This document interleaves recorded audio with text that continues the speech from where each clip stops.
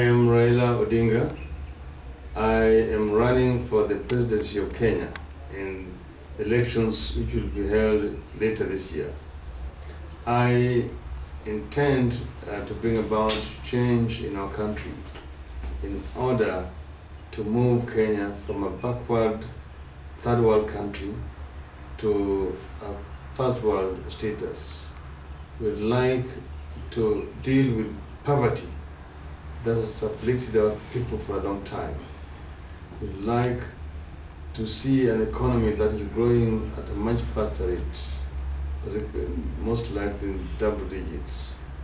I would like to bring about a new constitutional dispensation that will ensure devolution of power to the grassroots so that the people of Kenya can meaningfully participate in the development of their country.